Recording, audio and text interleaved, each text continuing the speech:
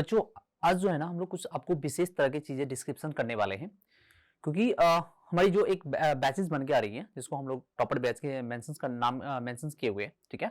और ये हम सबके लिए क्रैश कोर्स बन रही है। क्रैश कोर्स में क्या होता है कि जो आप पूरी होल ईयर्स जो चीजें आप नहीं पढ़ते हैं या पढ़ भी लेते हैं फिर भी आप चीजों को समराइज नहीं कर पाते, आप उस टॉपिक को हाईलाइट नहीं कर पाते कि हमारे लिए कौन सी ज्यादा किस चैप्टर में कौन सी टॉपिक सबसे ज्यादा इंपॉर्टेंट है, किस चैप्टर में सबसे ज्यादा इंपॉर्टेंट नहीं है, ठीक है। तो बच्चों ये भी जो बैच है इस बैच को स्टार्ट करने से पहले मैं अपने सिलेबस को जो भी मेरी जो सिलेबस है बच्चों फिजिक्स है और ये सॉरी चैप्टर जो है फिजिक्स है, इस फिजिक्स के बारे में हम आपको एक्सप्लेन करने वाले हैं कि किस चैप्टर को सबसे ज्यादा वेटेज करना होता है। कि जैसे जैसे हम एग्जाम को नजदीक लेके आते हैं, एग्जाम की टाइम को जब नजदीक आते हैं तो हमारा थोड़ा सा स्मार्ट वर्क की जरूरत बहुत ज्यादा बढ़ जाती है, ठीक है ना। हार्ड वर्क तो आपने पूरी साल कर लिया है, लास्ट टाइम में अगर ये खासकर बच्चों ये जो प्रोग्राम्स होते हैं खासकर क्रैश कोर्स के लिए जो प्रोग्राम होते हैं ये उन बच्चों के लिए होते हैं जो पूरी साल मेहनत करने के बाद भी या पूरी साल मेहनत जो अच्छे से कर लिया, ठीक है, जो लास्ट के समय में बच जाते हैं, छूट जाते हैं या पूरी 11th की स्टडी आपने नहीं कर पाते हैं या 12th में भी आके सारी चीजों को आप प्रॉपर स्टडी नहीं कर पाते हैं तो बच्चे लास्ट में आके थोड़ा सा परेशान हो जाते हैं, घबरा जाते हैं। बट अब आपको जो है ना घबराने की जरूरत नहीं है क्योंकि अब जो हम लोग चीजें स्टार्ट करने वाले हैं आप सभी के लिए करने वाले हैं, उन बच्चों के लिए स्पेशली जो लास्ट टाइम पे आके पूरी तरह हलचल हो जाती है, उसकी माइंड पे बहुत ज्यादा स्ट्रेस बढ़ जाती है।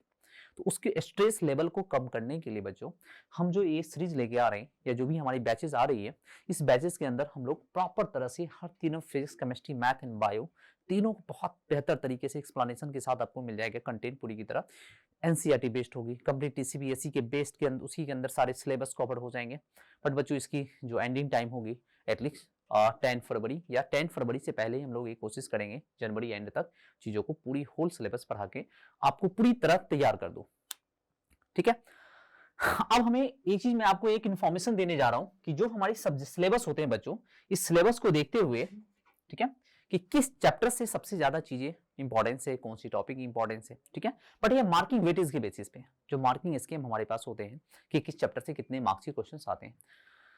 तो हम सबको पता है कि जब सीबीएसई बच्चों सिलेबस को जब डिफाइन करते हैं तो यूनिट वाइज डिफाइन कर देते हैं, उस यूनिट में 2 एंड 3 चैप्टर को कैटेगराइज कर देते हैं और यूनिट वाइज उसने क्या कर देते हैं मार्किंग स्कीम डाल देते हैं।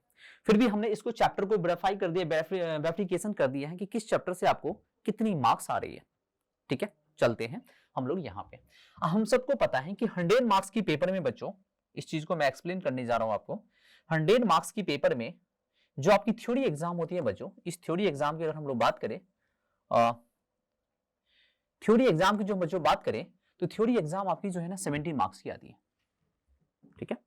और प्रैक्टिकल जो मार्क्स होते हैं बच्चों वो 30 मार्क्स की आती है, हमें सबको पता है 30 मार्क्स। इस 30 मार्क्स में आपके स्कूल पे डिपेंड कर जाते हैं, आपकी एक्टिविटी, आपकी परफॉर्मेंस, आपकी अटेंडेंस, ठीक है ना, वाइवा, फाइल, प्रोजेक्ट, ये सारी चीजें 30 मार्क्स के अंदर इंक्लूड हो जाते हैं, ठीक है। दूसरा जब एक्सटर्नल्स एग्जाम लेते हैं तो एक्सटर्नल पे डिपेंड कर जाते हैं कि आप एक्सटर्नल के सामने कितने क्वेश्चंस को वाइवा के अंदर कितने बेहतर आंसर आप कर पाते हैं, इस पे भी। तो हमारे यहाँ पे कंसर्न बच्चों ये है कि हम लोग थ्योरी एग्जाम पे ज्यादा फोकस करें क्योंकि जो बोर्ड्स के अंदर रिजल्ट आते हैं वो 17 मार्क्स की थ्योरी बेस्ड क्वेश्चंस आते हैं, उस पे ज्यादा फोकस कर लेते हैं। तो बच्चों 17 मार्क्स में सबसे पहले चैप्टर को आपको जानते हैं अच्छे से, वो कौन सी चैप्टर होती है हम सबको पता है, इलेक्ट्रोस्टैटिक्स, ठीक है ना। या इस इलेक्ट्रोस्टैटिक में चार्ज एंड फील्ड के बारे में पढ़ते हैं और दूसरा chapter electrostatics potential and capacitor के बारे में पढ़ते हैं।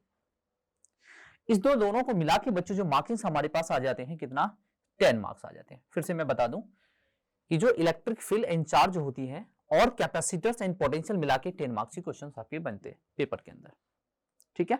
चलिए, जो इलेक्ट्रिसिटी है, ये जो बच्चों इलेक्ट्रिक करंट इलेक्ट्रिसिटी जो चैप्टर्स है हमारे पास, ये अकेला सिर्फ 6 मार्क्स के क्वेश्चंस को बनवाता है, 6 मार्क्स क्वेश्चन ये परफॉर्मेंस करवाते हैं, ठीक है ना। चलिए उसके बाद इलेक्ट्रिसिटी कंप्लीट होने के बाद हम लोग मैग्नेटिज्म के अंदर जाते हैं और मैग्नेटिज्म के अंदर जाने के बाद बच्चों हम सबको पता है कि जो आपके सामने 4 चैप्टर बनती है अकॉर्डिंग टू एनसीईआरटी, बट अलग अलग बुक में कई सारे पार्ट चैप्टर में डिवाइड कर देते हैं, जिसमें magnetic effect of currents and magnetism जब बच्चों पढ़ते हैं तो आपके सामने है मूविंग चार्ज एंड मैग्नेटिज्म, क्या है, यूनिट 3 में है मूविंग चार्ज एंड मैग्नेटिज्म, जिसमें magnetic force and magnetic field दोनों पार्ट की बात कर लेते हैं।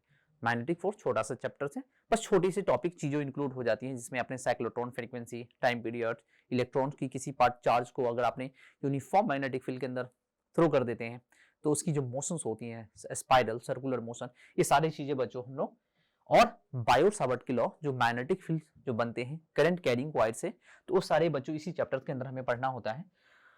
तो हमने यहाँ पे मेंशन कर ली मूविंग चार्ज एंड मैग्नेटिज्म, और चैप्टर 5 में जो मैग्नेटिज्म एंड मैटर जो आती है, जहाँ से magnetic property of matters, diamagnetic, paramagnetic, ferromagnetic substance, जो भी आपकी क्लासिफिकेशन है परमाणु मैग्नेट, तो जो थ्योरेटिकल बेसिस है, एक कंप्लीटली चैप्टर बच्चों क्या होती है, थ्योरी बेस होती है, जहाँ पे हम लोग स्टडी करते हैं। ये आपकी 8 मार्क्स की क्वेश्चन बनती है दोनों मिला के, ठीक है। बट मैग्नेटिज्म में 2 यूनिट में डिवाइड कर दिया। पहला यूनिट में ये रखा है बच्चों moving charge, magnetism and matter, और लास्ट वाले यूनिट 4th में बना दिया है electromagnetic induction and alternating current. इसको बच्चों 9 मार्क्स में इंक्लूड कर देते हैं। और मैं बता दूं कि इलेक्ट्रोमैग्नेटिक इंडक्शंस और एसी जो होते हैं, ये डेरिवेशंस एंड न्यूमेरिकल बेस्ड ज्यादा क्वेश्चंस आते हैं। समझ में आ गया? चलिए, यानी होल मैग्नेटिज्म से आपको मिला के 17 मार्क्स की क्वेश्चंस आपके पेपर बनेंगे, इससे कोई डिनाई नहीं कर सकता बच्चों। अब हमारे पास हो जाते हैं मैग्नेटिज्म के बाद हम लोग आ जाते हैं बच्चों किस पे,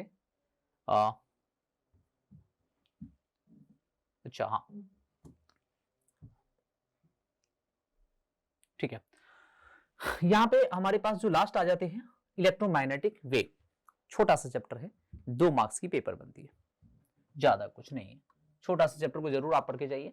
इसमें ज्यादातर जो खासकर इलेक्ट्रोमैग्नेटिक के स्पेक्ट्रम होते हैं, जो इलेक्ट्रोमैग्नेटिक वेव है, गामा रे, रेडियो वेव, ठीक है ना, ये सारी चीजें जो बच्चों है, इस वेव की स्पेक्ट्रम का मतलब उसकी एनर्जी, वेवलेंथ, उसकी एप्लीकेशंस, इसके बीच में ज्यादातर क्वेश्चन आपसे पूछ लेते हैं, ठीक है।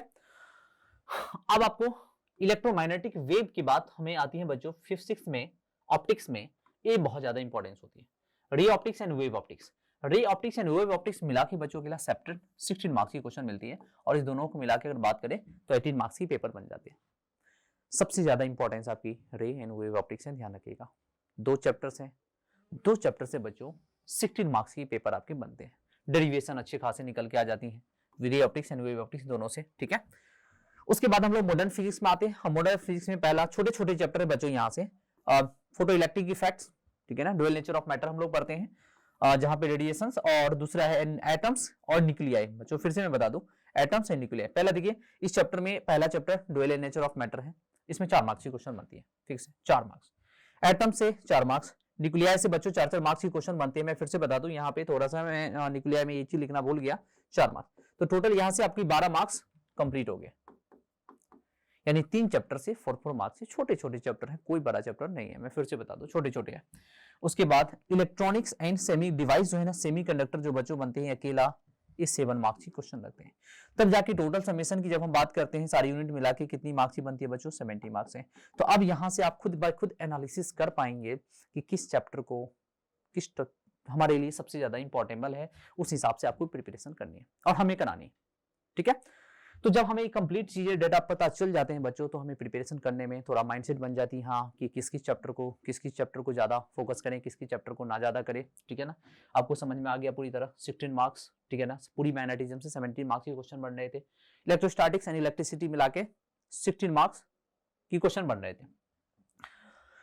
तो बच्चों ये पूरी डिस्क्रिप्शन मिलने के बाद अब हम लोग जो स्टार्ट करेंगे वो हमारी सीधा क्लासेस से स्टार्ट हो जाएगी, जिसमें फिजिक्स, केमिस्ट्री, मैथ, तीनों चीजें, बायो, पीसीएम, बी, सारे कुछ इंक्लूड होंगे। हमारे पास अलग अलग अच्छे खासे एक्सपर्ट टीचर्स हैं, वो सारे टीचर्स हम अब बारीकी से अपने अपने सब्जेक्ट को प्रॉपर तरीके से एक्सप्लेन करेंगे, ठीक है। तो आपसे रिक्वेस्ट है कि आप इसको देखना ना भूले। मिलते हैं बच्चों हम लोग फिर से जब हमारी सीरीज स्टार्ट हो जाएगी, तब तक आप देखना मत भूलना। मिलते हैं, thank you so much, all the best.